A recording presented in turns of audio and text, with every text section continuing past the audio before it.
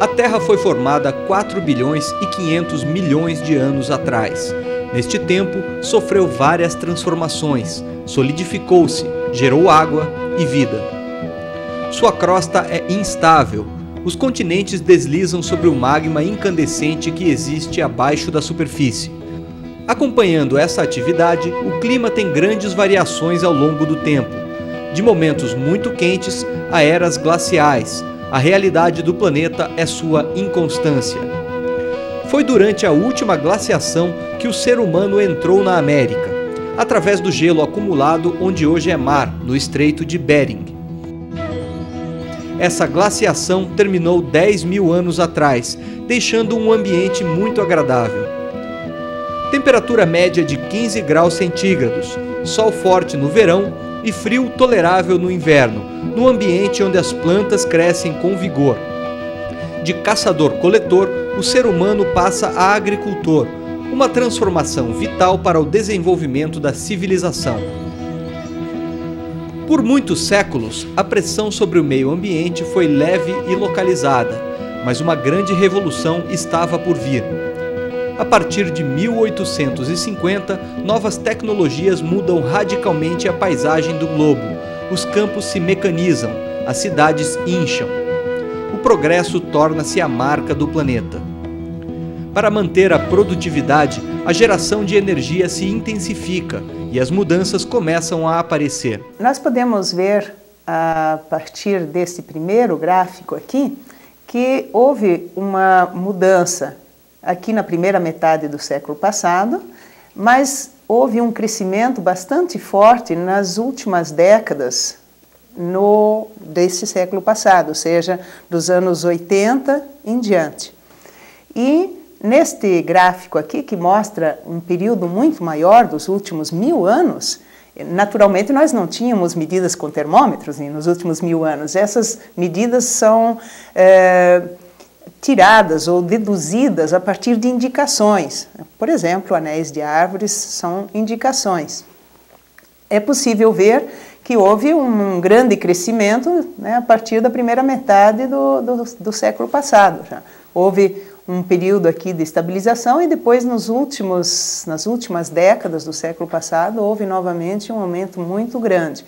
A última década do século passado foi aquela em que houve maior aumento de temperatura, né, desde o período em que existem registros.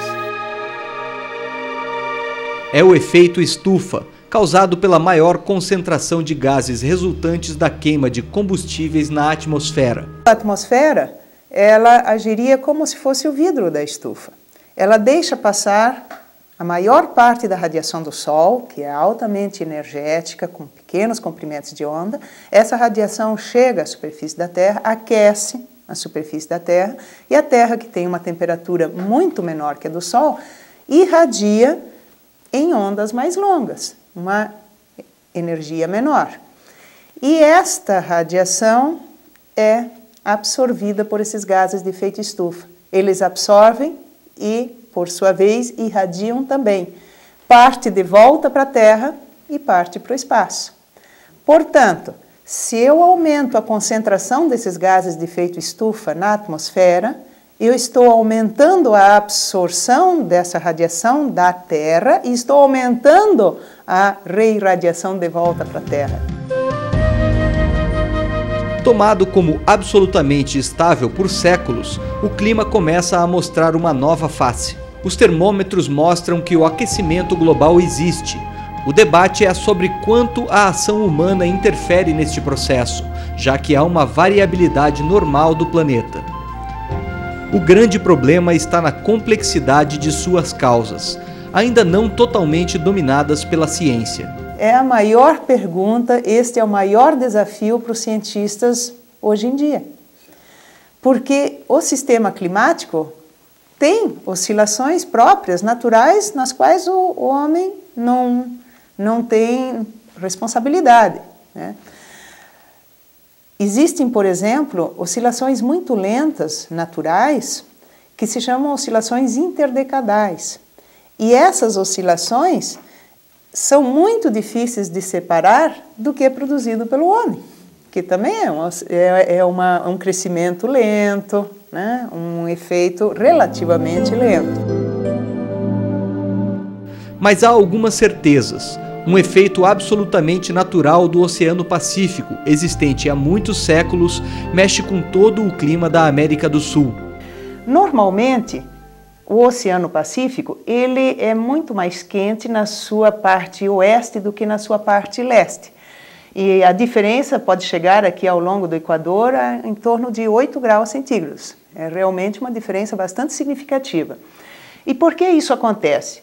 Pela ação dos ventos alísios que sopram aqui de leste para oeste, as águas superficiais elas são levadas para oeste e as águas mais profundas e mais frias elas afloram aqui junto da América do Sul. E, portanto, nós temos essa diferença grande de temperatura.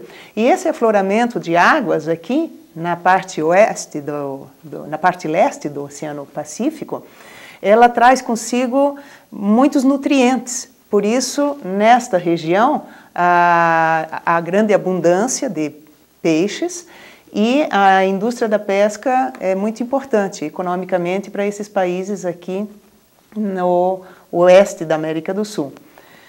Bom, o que acontece durante ventos El Niño? Esses ventos alísios, eles se enfraquecem e essas águas mais quentes aqui do Pacífico Oeste, elas se estendem para o Pacífico Central e Leste.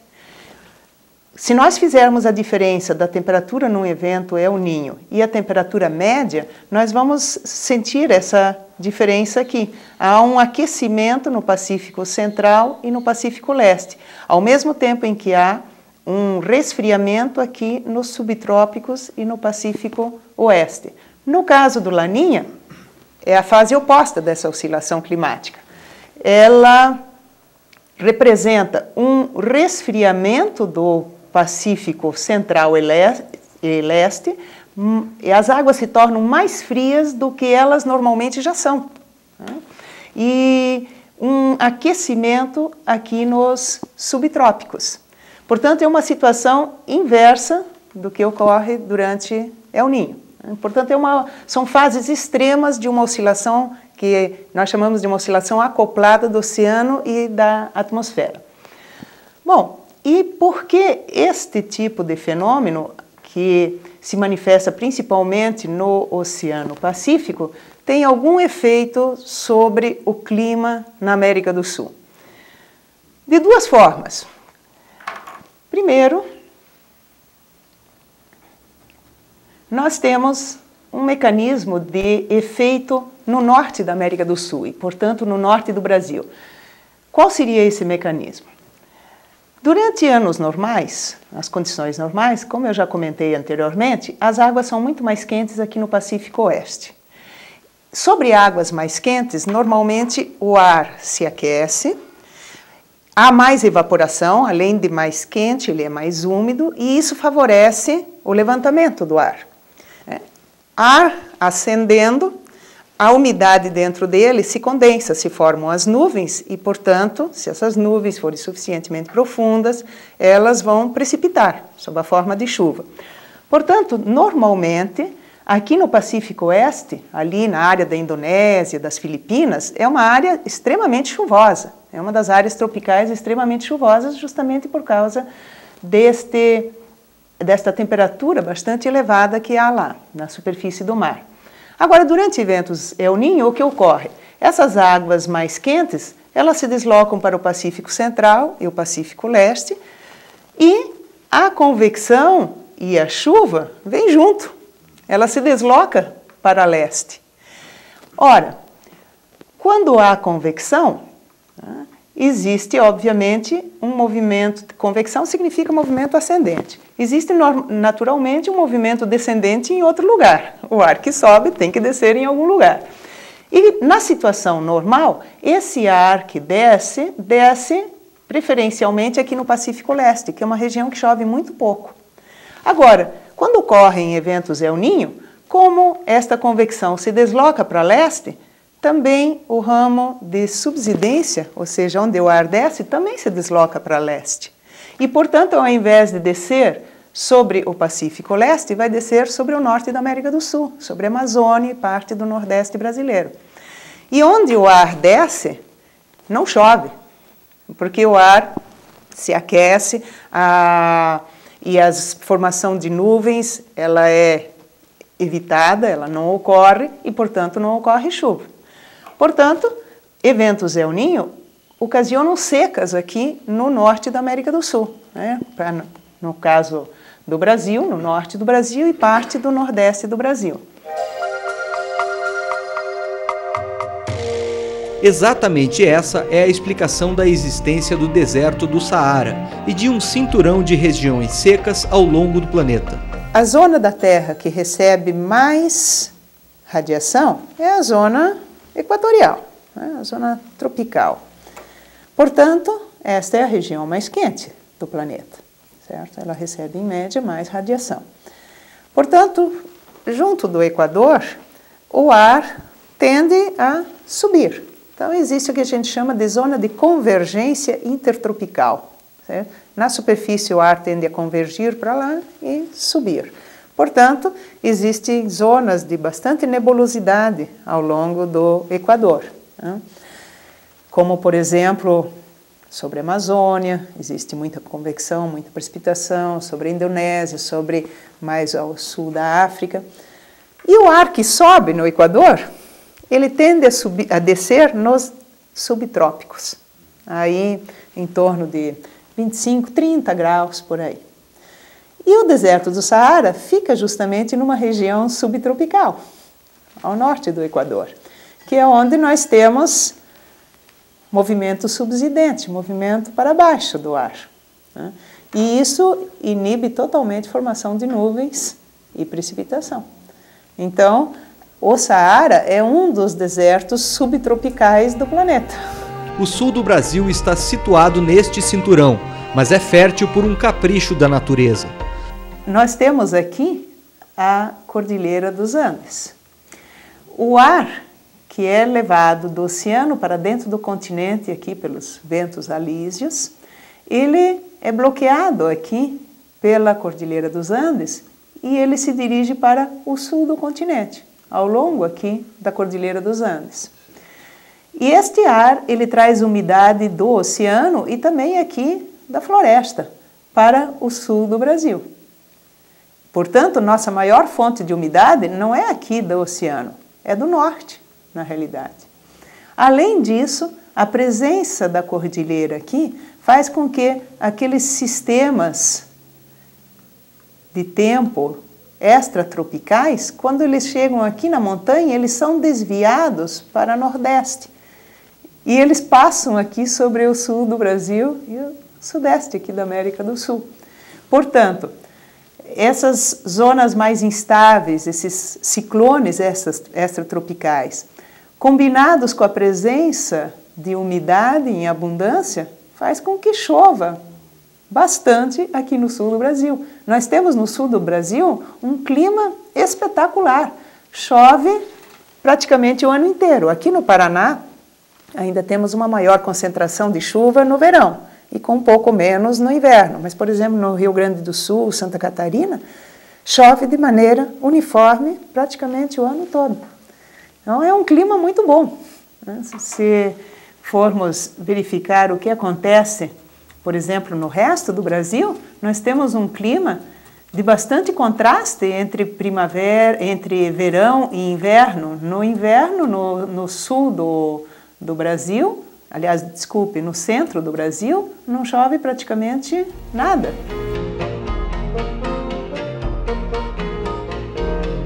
Pode-se ver aqui que em toda esta região aqui não chove praticamente nada aqui no meio do ano. É muito seco. Enquanto que aqui no sul do Brasil chove de maneira mais ou menos uniforme ao longo do ano. Chove no verão, porque a gente recebe toda aquela umidade que vem lá do norte, e chove no inverno devido à entrada desses ciclones extratropicais aqui no sul do Brasil. Então é um clima extremamente bom.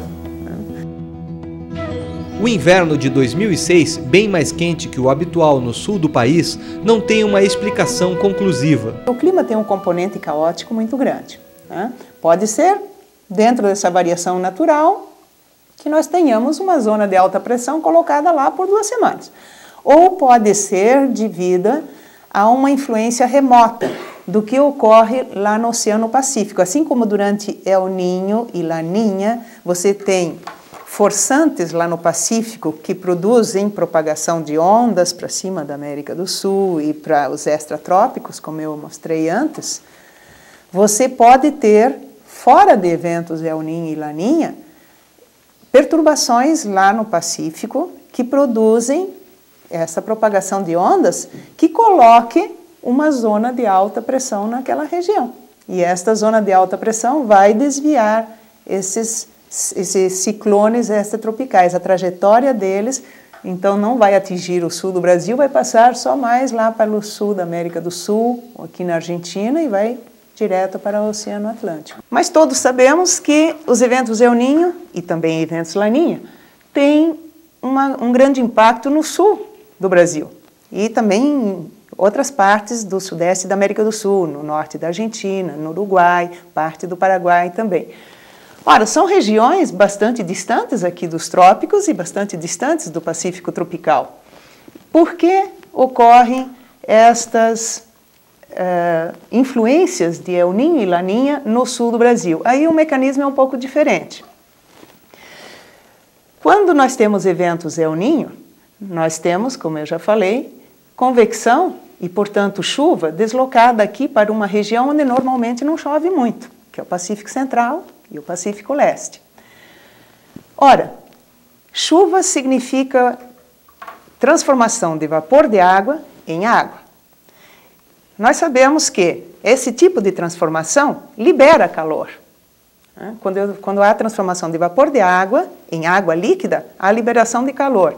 Ou seja, isto representa uma tremenda fonte de calor aqui numa região onde ela normalmente não existe. Isso significa uma fonte de energia na atmosfera. Isso significa que a atmosfera, a coluna atmosférica vai se esticar aqui, vai produzir em ar superior divergência de ar, no ar superior, e essa divergência, essa perturbação, vai produzir ondas que se propagam na atmosfera. Assim como ocorre se eu jogar uma pedra num lago. Na atmosfera, estas ondas não vão se propagar igualmente em todos os sentidos como vai ocorrer aqui na água, mas sim segundo alguns caminhos preferenciais, devido às características da circulação atmosférica. Vamos ver o que acontece quando eu atiro a bola na água. Podem ver que há ondas que se propagam para longe da perturbação inicial, levando essa energia, levando essa perturbação para lugares distantes da perturbação inicial. Então, a perturbação que o evento El Niño produz na atmosfera se propaga para outros lugares do globo, produzindo alterações na pressão e na circulação que podem levar a mais ou menos chuva. Para tentar projetar o futuro, os cientistas usam vários modelos. Neles são inseridos dados de alterações seguindo o padrão de mudança observado até agora, combinando com o efeito estudado que essas alterações podem provocar. Aqui nós temos cenários de evolução de emissões de CO2, diferentes opções. Uma dessas opções é esse cenário que nós chamamos de A2, que prevê um aumento bastante grande das emissões e, portanto, da concentração de CO2 na atmosfera. Modelos rodaram com vários desses cenários. Nós escolhemos 9 modelos que foram rodados em centros mundiais, nos Estados Unidos, na Alemanha, na Inglaterra, na Austrália, no Canadá, em muitos centros de previsão climática. E escolhemos esse cenário aqui, um dos mais pessimistas, esse A2, para ver o que esses modelos prevêem para a América do Sul, em termos de temperatura e em termos de mudança na chuva. Nós escolhemos dentro dessas rodadas de modelo 2 épocas, de 1961 a 1990 e de 2071 até 2100. Então, 1961 a 1990 seria o estado atual do clima. 2071 até 2100 seria o estado futuro, seria a projeção do modelo para frente, né? Seguindo esse cenário pessimista de mais aumento de CO2 e outros gases também. Então, aqui, os impactos produzidos em média por esses modelos.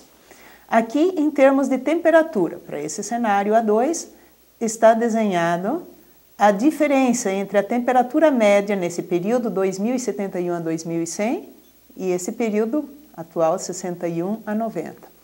Portanto, entre esses dois períodos, os modelos em média prevêem aqui no sul do Brasil um aumento de temperatura em torno de 3 graus para todas as estações do ano, sendo um pouquinho mais forte no inverno e na primavera.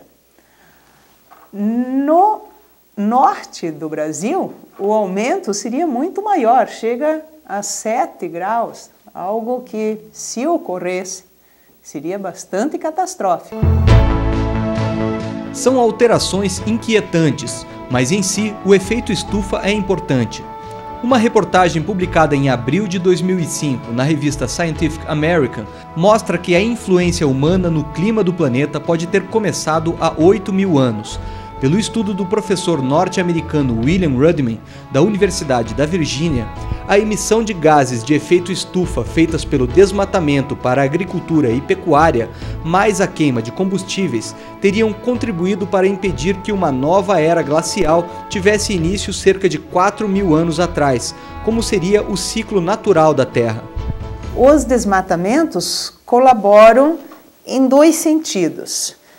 Se você fizer queimadas, vocês também estariam aumentando a proporção de gases de efeito estufa na atmosfera, além de jogar certos tipos de aerossóis que também aumentam esse efeito. Além disso, florestas atuam como sumidouros, como sequestradores de dióxido de carbono. Se diminui a proporção de florestas, obviamente, tem menos sequestro de carbono, certo? De CO2.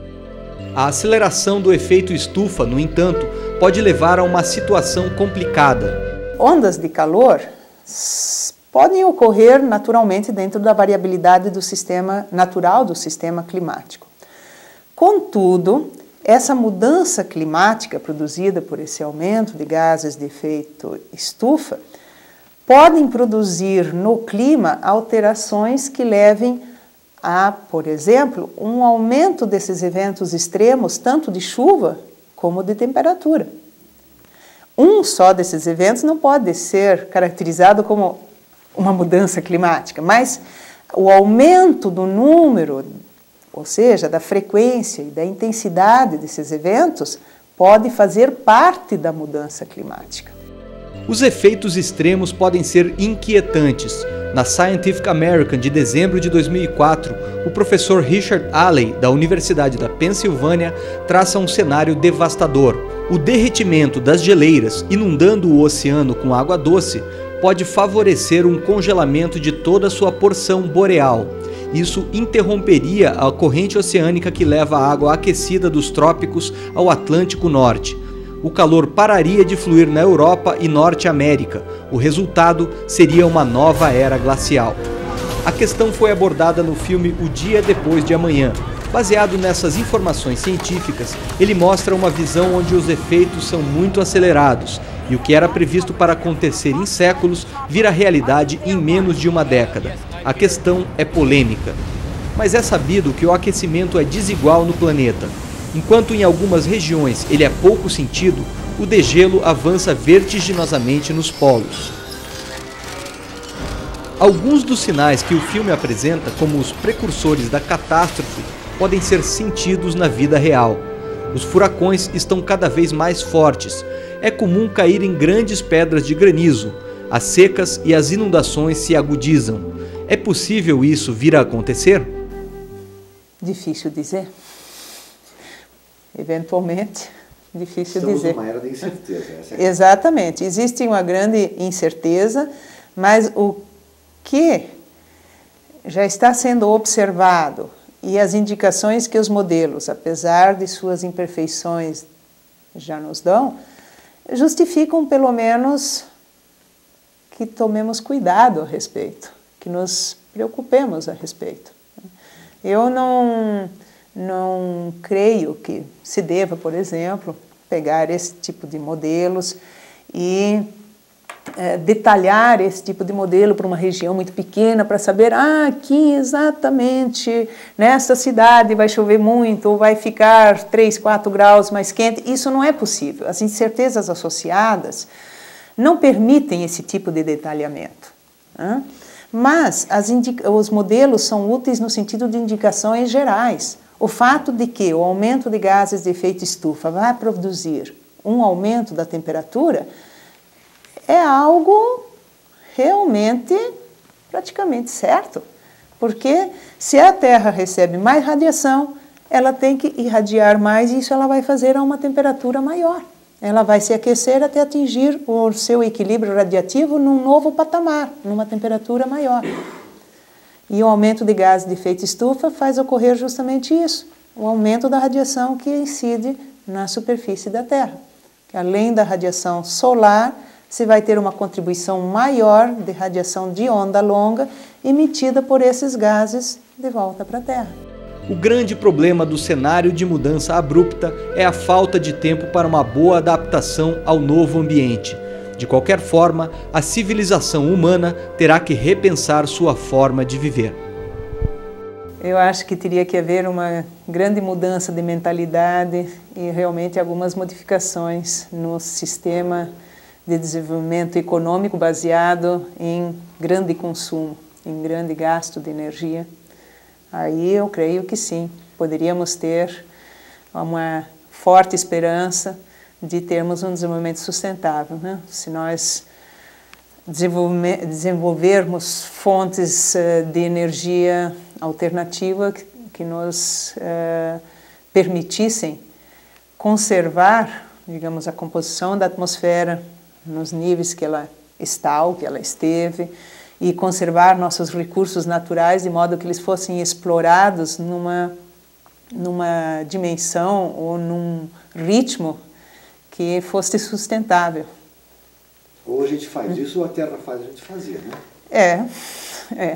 Porque se as mudanças, né, forem muito grandes, inclusive há modelos que indicam isso, se essas mudanças forem muito, muito profundas na composição da atmosfera, essas alterações do clima podem não ser graduais, elas podem ser mudanças muito fortes num curto espaço de tempo, né? Ou seja, são mudanças abruptas, são abrupt changes. E essas mudanças abruptas realmente não são muito previsíveis. Então, mudanças muito fortes na composição atmosférica ou no nosso meio ambiente podem levar a mudanças abruptas do planeta. Que efeito isso teria sobre os seres humanos? Bom, é difícil e impossível, digamos, até porque essas mudanças abruptas elas não são exatamente previsíveis, né? Os modelos indicam que elas podem acontecer quando você chega num limiar de grandes modificações no meio, por exemplo, na atmosfera, né? Mas, bem, existem alguns exemplos, né, de eras passadas em que houve extinção de espécies devido a grandes modificações climáticas. Muito difícil de dizer.